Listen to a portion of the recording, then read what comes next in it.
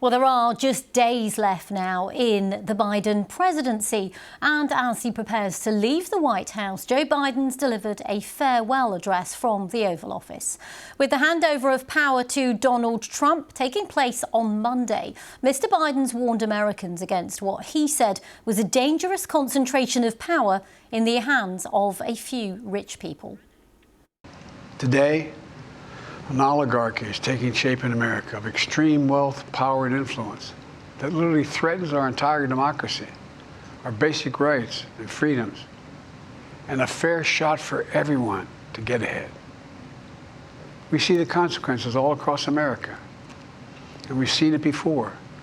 More than a century ago, but the American people stood up to the robber barons back then and busted the trusts. They didn't punish the wealthy. Just made the wealthy play by the rules everybody else had to. President Biden there speaking from the Oval Office in that farewell address. Well, for more on that, let's speak to Dr. Thomas Gift, the director of the Centre on US Politics at University College London. Welcome to BBC News. It was quite a lengthy speech. Most people are picking up on what he said about oligarchs, whether that was a tacit nod to the power that Elon Musk might have when he takes a role in the incoming Trump administration. Let's talk about that first and the comments there from Joe Biden. What did you make of that?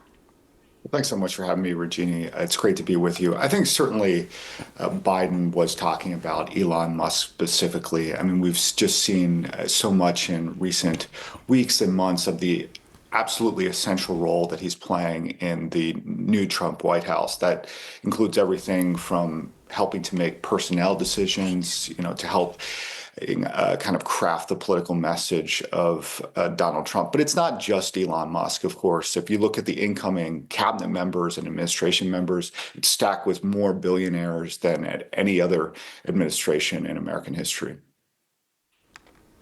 And of course, this is also all about sealing Joe Biden's legacy. There were other things that he talked about in that speech too. Absolutely.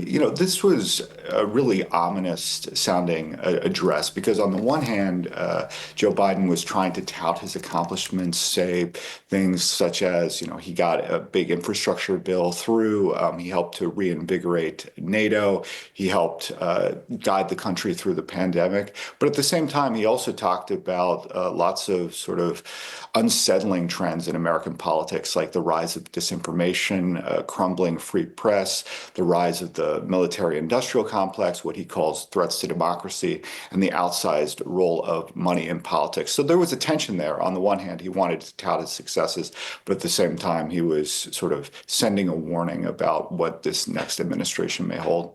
It's probably worth discussing the cooperation and collaboration that we've seen as Mr. Biden prepares to leave office when it comes to that proposed ceasefire in the Middle East, because the incoming and the outgoing administration have worked together in some ways, although, of course, Mr. Biden has not wanted to sort of give public credit to Mr. Trump.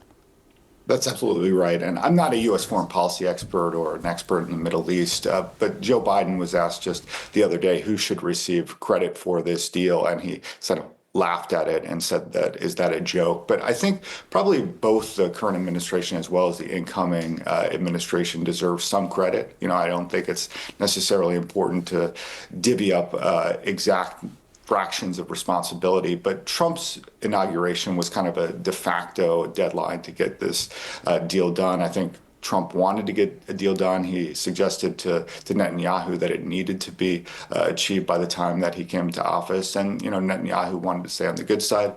I think it's also true that, maybe Hamas just thought that this was as good of a deal as they were going to get. OK, thank you for reflecting on the ongoing developments in the Middle East as well, and of course on Joe Biden's legacy. That's Thomas Gift there, Dr. Thomas Gift from University College London. Thank you.